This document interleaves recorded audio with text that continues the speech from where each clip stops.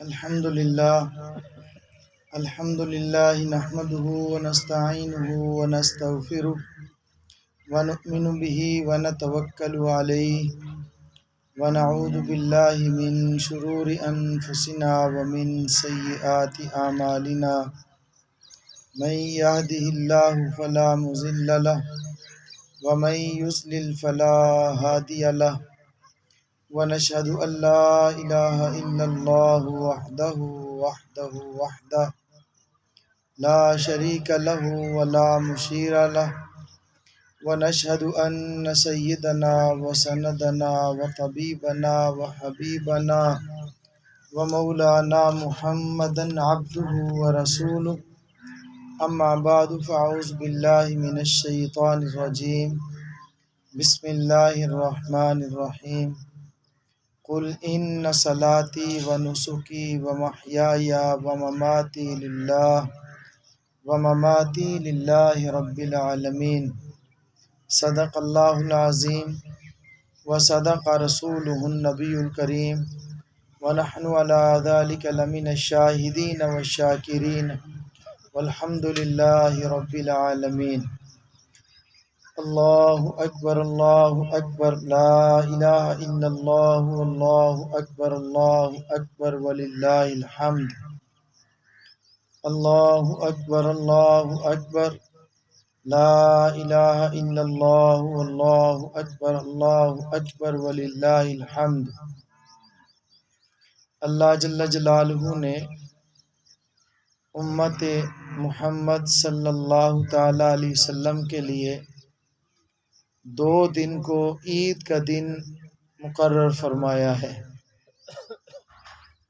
ایک عید الفطر، 1 ماہ کے روزے رکھنے کے بعد 1 شوال کو، اور دوسرا عید الاضحیٰ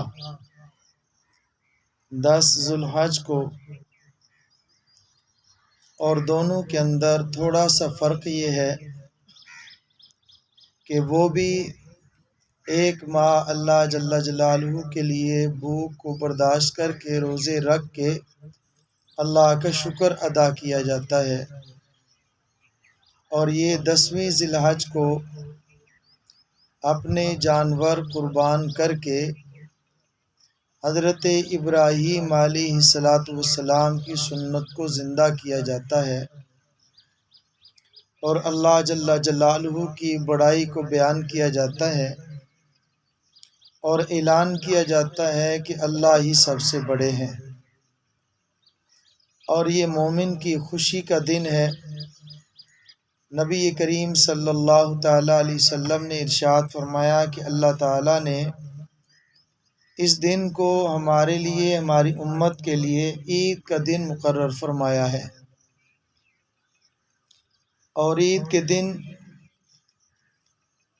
وہ لوگ جو صاحب استطاعت ہیں، صاحب نصاب ہیں، ان کے لیے اپنے جانور کی قربانی کرنا واجب ہے۔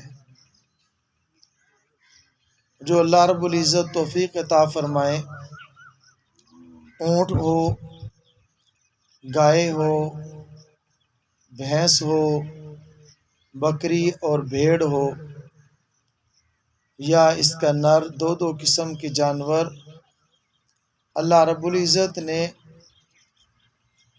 مسلمانوں کو، جن کو اللہ تعالیٰ نے توفیق عطا فرمائی ہے، اپنے جانور کی قربانی کرنا واجب فرمایا ہے۔ انسان اپنا مال اللہ کے نام پہ قربان کر کے خوش ہوتا ہے، اور مومن اپنی جان اور مال اپنے اللہ کے نام پر قربان کر کے خوش ہوتا ہے کہ میرا اللہ مجھ سے راضی ہوا۔ جس اللہ نے دیا اسی کے نام پہ میں دے رہا ہوں۔ نبی کریم صلی اللہ تعالی علیہ وسلم کو حکم ہوا کہ اے میرے محبوب، آپ ان لوگوں کو بتا دیجئے، قل ان صلاتی و نسکی، میری جانی عبادت، میری مالی عبادت اللہ ہی کے لیے ہے۔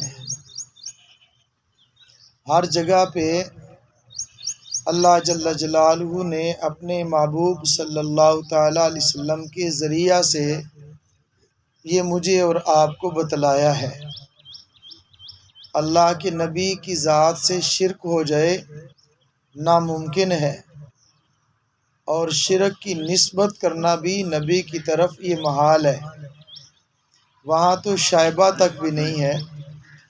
لیکن یہ مجھے اور آپ کو سمجھانے کے لیے کہ صرف اور صرف جو بھی نیک عمل کیا جائے گا اللہ کے لیے کیا جائے گا۔ قل ان صلاتی و نسکی، کہ میری جانی عبادت یعنی نماز، میری مالی عبادت یعنی قربانی اور حج کے اعمال، اور فرمایا کہ یہ کیا چیز ہوتی ہے، وَمَحْيَايَ وَمَمَاتِي، میرا جینا میرا مرنا، میری زندگی میری موت، میرا سب کچھ اللہ ہی کے لیے ہے، میرا سب کچھ اللہ ہی کے لیے ہے۔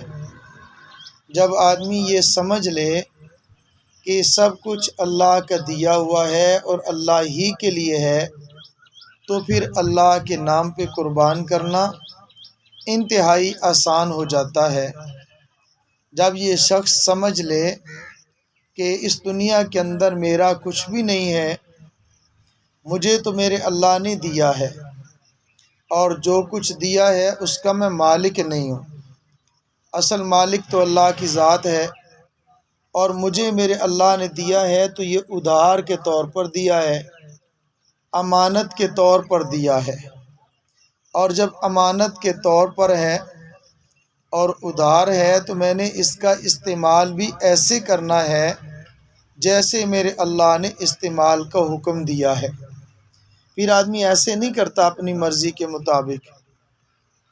جیسے ایک آدمی ہے اور اس کے دو مکان ہیں، ایک مکان میں وہ خود رہتا ہے اور اس کا کوئی دوست ہے یا کوئی رشتہ دار ہے، لیکن اس جتنا نہیں اس سے غریب ہے، وہ اس سے کہتا ہے کہ آپ کے دو مکان ہیں، ایک میں آپ رہتے ہیں اور دوسرا مکان خالی ہے، یہ جو مکان خالی ہے یہ آپ مجھے دے دیں اور آپ اس کا کرایہ لے لیں۔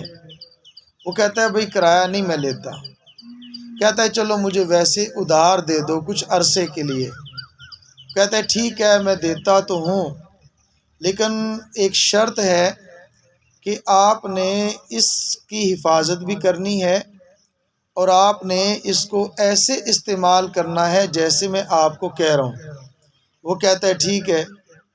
وہ کہتا ہے کہ دیکھو جو آپ کے یہاں مکان میں رہو گے، نہ آپ کرایہ دو گے، میں آپ سے کرایہ بھی نہیں مانگتا، میں آپ سے اس کے بجلی کے مکان کے بجلی کا بل بھی نہیں مانگتا، وہ بھی میں دوں گا، اور میں جو گیس کا بل ہے وہ بھی دوں گا، پانی کا بل بھی میں دوں گا۔ اب تو بالکل مفت میں ہوا۔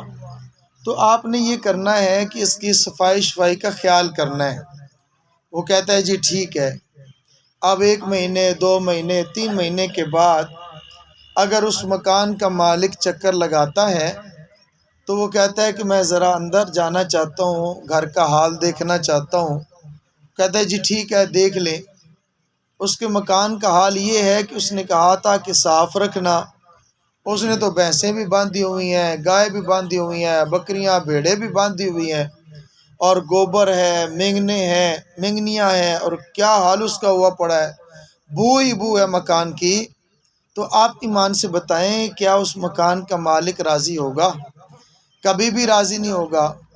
وہ کہے گا یار میں نے آپ سے مکان کا کرایہ نہیں لیا، الٹا بجلی کا بل بھی میں دے رہا ہوں، میں گیس کا بل بھی دے رہا ہوں، سب کچھ میں ادا کر رہا، اور میں نے صرف اتنا ہی کہا تھا کہ اس کو ایسے استعمال کرنا جیسے میں تمہیں کہہ رہا ہوں، اور تم نے تو اس کا ستیہ ناش کر دیا ہے۔ وہ خوش نہیں ہوگا۔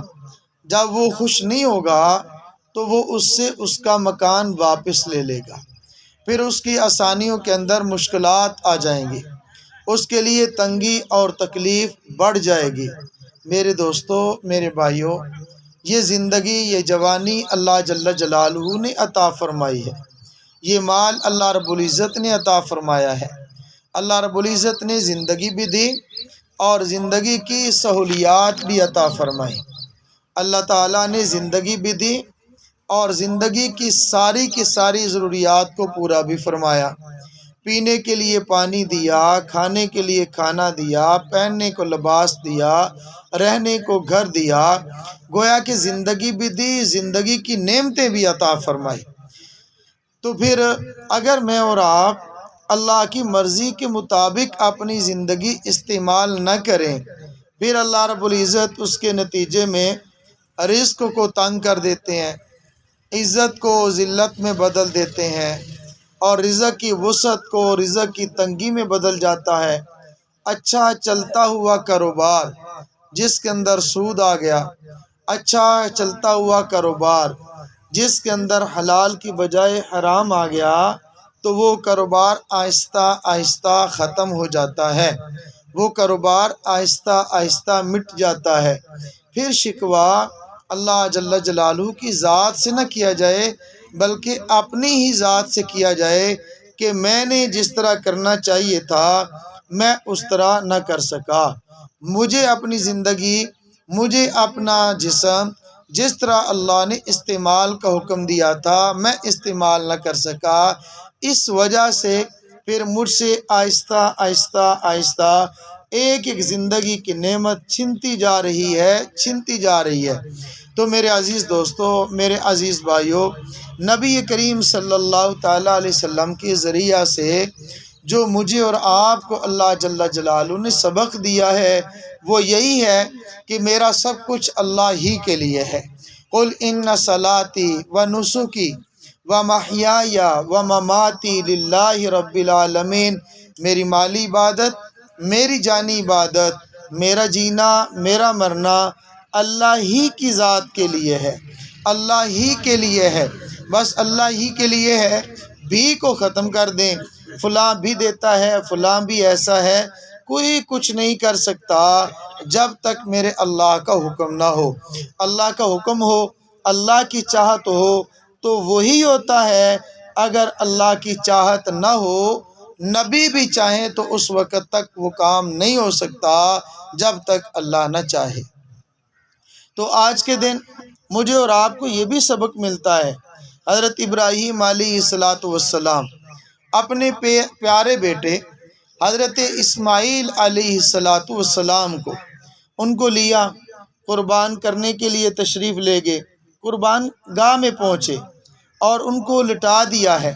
ریشم سے زیادہ نرم گلا حضرت اسماعیل علیہ السلام کا، اور کاٹنے والے جلیل القدر پیغمبر جواں عمر حضرت ابراہیم علیہ السلام، حضرت ابراہیم علیہ السلام نے اپنے بیٹے کو لٹا دیا، چھری کو تیز کر لیا، چلانا شروع کی ہے، چھری نہیں چل رہی۔ گھر سے نکلے ہیں، خواب دیکھا ہے کہ میں ذبح کر رہا ہوں، پھر تیار کیا ہے، پھر ان کو ساتھ لے کر نکلے ہیں۔ رستے کے اندر 3 بار شیطان مردود آیا، اس نے مشورے دیے کہ یوں نہ کرو، وہ نہ کرو، یہ نہ کرو، اس کو پتھر مارے، اس کو بھگا دیا۔ جب قربان گاہ میں پہنچ گئے ان کو لٹا دیا، لٹا کے چھری چلانا شروع کر دی، چھری نہیں چل رہی۔ تو اب حضرت ابراہیم علیہ السلام اللہ کے پیغمبر ہیں، وہ چاہتے ہیں کہ چھری چل جائے، میرا بیٹا اللہ کے نام پہ ذبح ہو جائے، اللہ کے نام پہ قربان ہو جائے، چھری نہیں چل رہی۔ حضرت اسماعیل علیہ السلام اللہ کے پیغمبر ہیں، وہ چاہتے ہیں کہ میں کٹ جاؤں، میں اللہ کے نام پہ ذبح ہو جاؤں، لیٹے ہوئے بھی ہیں لیکن چھری نہیں چل رہی۔ کیا نتیجہ نکلتا ہے؟ 2 ہی نتیجے نکل سکتے ہیں، معاذ اللہ ثم معاذ اللہ۔ صرف سمجھانے کے لیے عرض کرتا ہوں، یا تو یہ تھا کہ حقیقت نہیں تھی، صرف ڈرامہ تھا، اللہ تعالیٰ معاف فرمائے، ایسا نہیں تھا، ہم سب کا ایمان ہے۔ حضرت ابراہیم علیہ السلام چاہتے تھے کہ میرا بیٹا ذبح ہو جائے، حضرت اسماعیل علیہ السلام بھی چاہتے تھے میں خود ذبح ہو جاؤں، لیکن نہیں ہو رہے۔ وجہ کیا ہے؟ اللہ نہیں چاہتا، اللہ نہیں چاہتا۔ جب اللہ نہ چاہے، 2 نبی بھی چاہیں تو چھری نہیں چلتی۔ حضرت نوح علیہ السلام اللہ جل جلالہ کے پیغمبر ہیں، جلیل القدر پیغمبر ہیں، جن کو ثانی آدم کہا گیا۔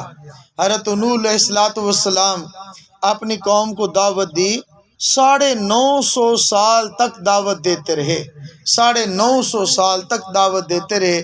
کتنے تیار ہوئے؟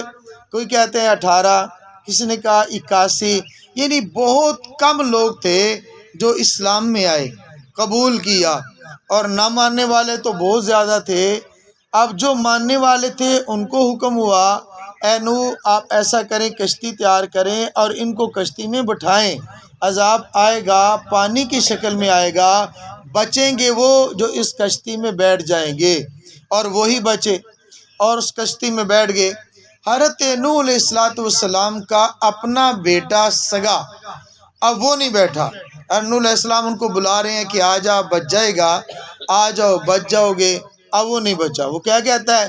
نہیں، میں پہاڑ پہ چڑھ جاؤں گا، میں بلندی پہ چلا جاؤں گا، کتنی بارش ہو جائے گی، کتنا پانی ہوگا تو میں بچ جاؤں گا۔ خیر اللہ کی طرف سے نیچے سے پانی آ رہا ہے، اوپر سے پانی آ رہا ہے، کشتی میں بیٹھ گئے، بچا تو نہیں۔ عرض کرنے کا مقصد کیا ہے؟ بیٹا بھی چاہتا ہے کہ میں بچ جاؤں، ابا حضرت نوح علیہ السلام جو وقت کے نبی ہیں وہ بھی چاہتے ہیں کہ بچ جائے، بچا تو نہیں، بچا نہیں۔ کیوں؟ اللہ نہیں چاہتے۔ جب تک اللہ نہ چاہے، نبی چاہے، کام نہیں ہوتا۔ اللہ چاہے، نبی نہ چاہے، اللہ چاہے اور نبی نہ چاہے پھر بھی نہیں ہوتا۔ ہوتا وہی ہے جب اللہ چاہتے ہیں۔ اللہ بچانے میں چاہے، پوری کائنات ڈبونے پہ آ جائے تو اس کو ڈبو کوئی نہیں سکتا۔ اللہ بچانے پہ چاہے، پوری بادشاہت مل کر جلانے پہ آ گئی۔ حضرت ابراہیم علیہ السلام کو لکڑیاں جمع کر کے، چیخا جلا کے اس میں منجنیق کے ذریعے پھینک دیا گیا، 40 دن آگ کے اندر پڑے رہے لیکن ایک بال بھی ٹیڑھا نہیں ہوا۔ قلنا یا نار کونی بردا وسلاما علی ابراہیم۔ حضرت ابراہیم علیہ السلام آگ میں ہے، حضرت ابراہیم علیہ السلام دیکھنے میں آگ میں ہے، حقیقت میں وہ گلزار میں ہے۔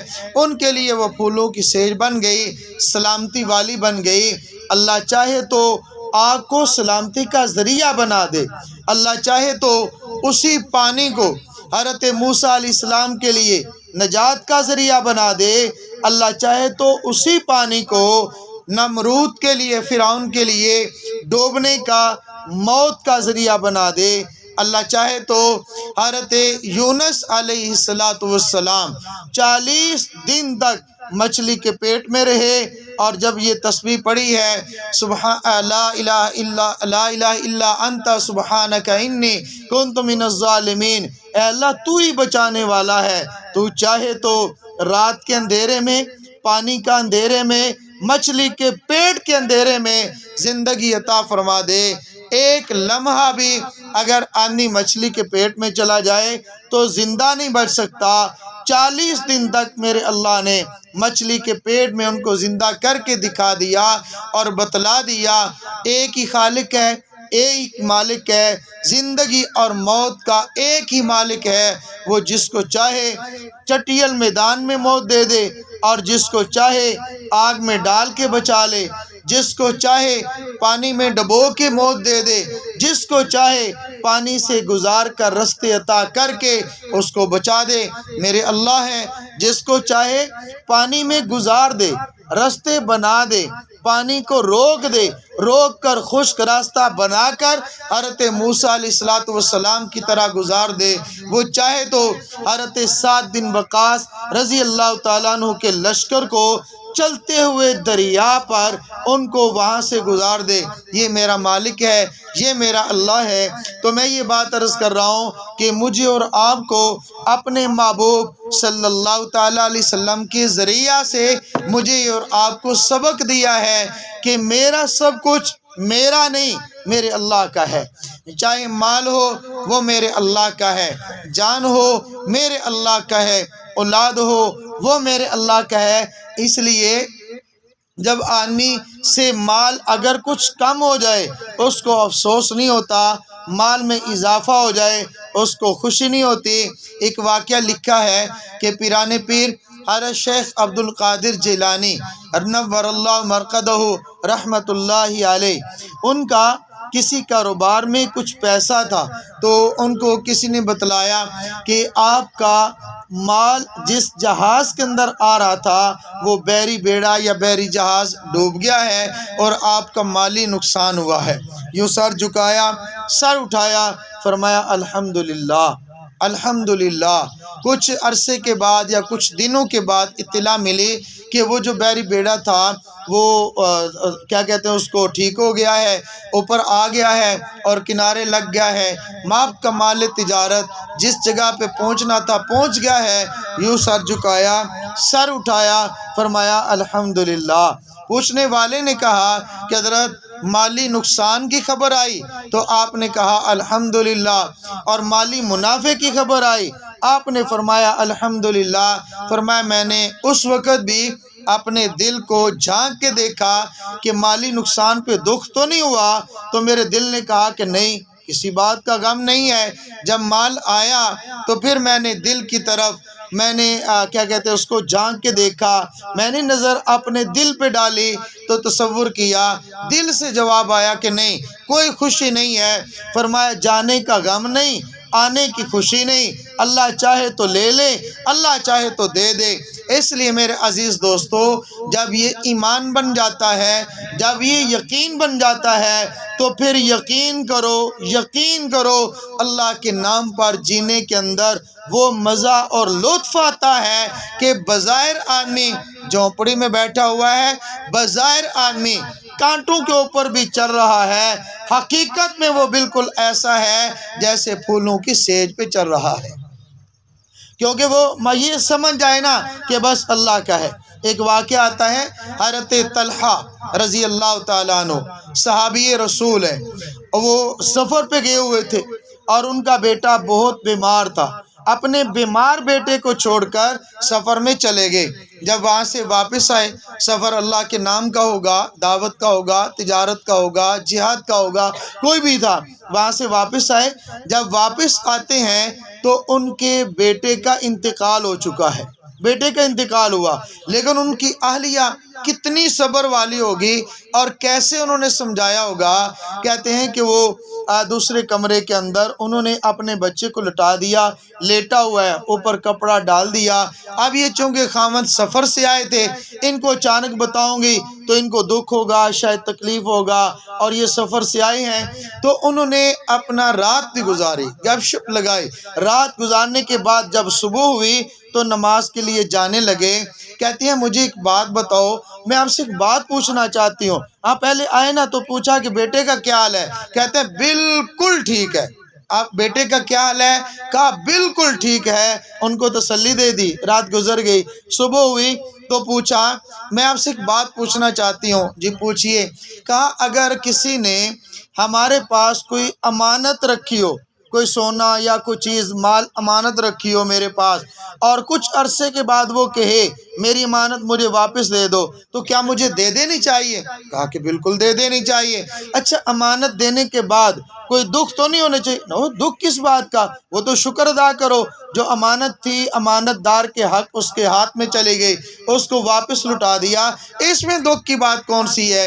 اس میں تکلیف کی بات کون سی ہے؟ کہتی ہیں پھر ایک امانت میری اور آپ کی ہوتی ہے، ایک امانت اللہ کی ہوتی ہے، تو میرے اور آپ کے پاس جو اللہ نے بیٹا دیا تھا نا وہ امانت تھی، اور ہم نے اس امانت کو اللہ کے حوالے کر دیا ہے، تو اس پہ دکھ تو نہیں ہونا چاہیے۔ کہا کہ انا للہ و انا الیہ راجعون۔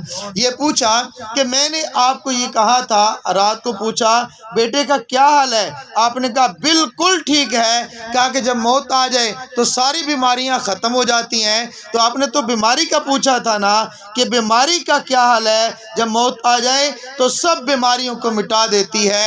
عرض کرنے کا مقصد یہ ہے، جب یہ بات ذہن میں آ جائے، جب یہ عقیدہ بن جائے، ذہن نشیں ہو جائے، یہ مال میرا نہیں، یہ جان میری نہیں، یہ اولاد میری نہیں، یہ میرے پاس مال بھی امانت، زندگی امانت، جوانی امانت، اللہ کی طرف سے مال امانت، اب امانت والے نے لیا اور وہ مانگتا ہے میرے نام پہ قربانی دو، میرے نام پہ نماز پڑھو، میرے نام پہ عبادت کرو، میرے نام پہ صدقہ کرو، میرے نام پہ مانگنے والوں کو دو، تو پھر دیتے ہوئے دکھ نہیں ہوا کرتا۔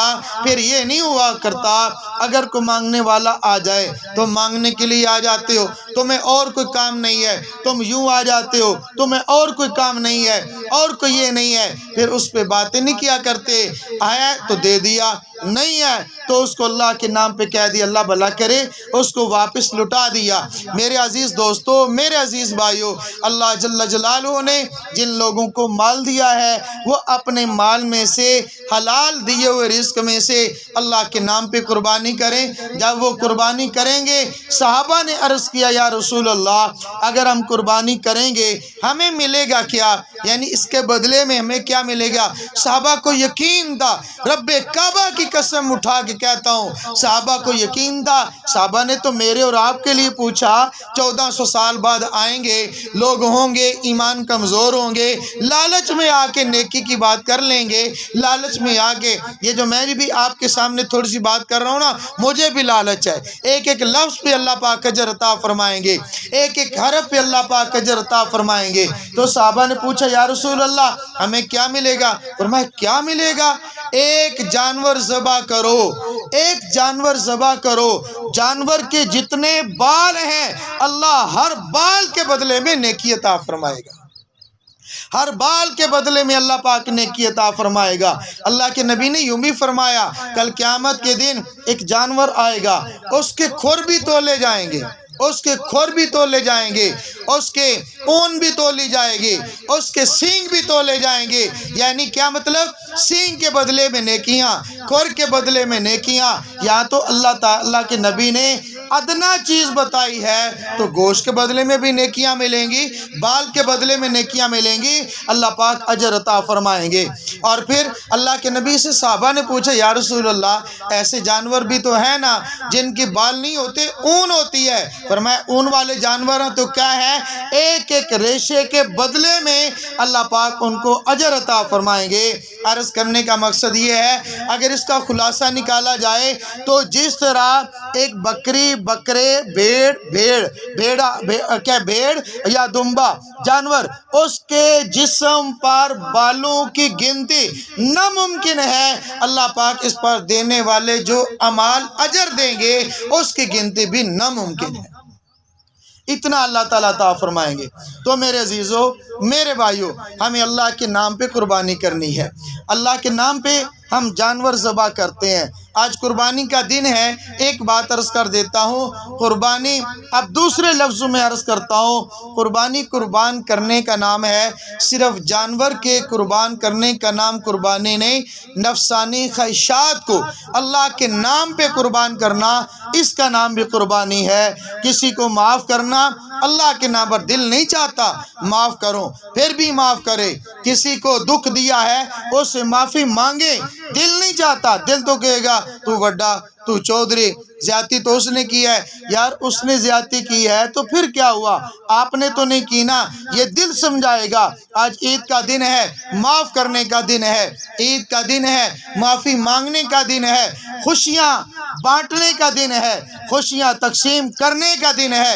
امیروں میں بھی خوشیاں بانٹے، غریبوں میں بھی خوشیاں بانٹے، ہر شخص اپنے علاقے میں، اپنے محلے میں خوشیاں بانٹنے کا ذریعہ بنے، کسی کی تکلیف کا ذریعہ نہ بنے۔ مجھے اور آپ کو چاہیے ہم اللہ کے نام پر نفس کی قربانی کا بھی سبق سیکھیں۔ اللہ جل جلالہ مجھے اور آپ کو عمل کرنے کی توفیق عطا فرمائے۔ وآخر دعوانا ان الحمد للہ رب العالمین۔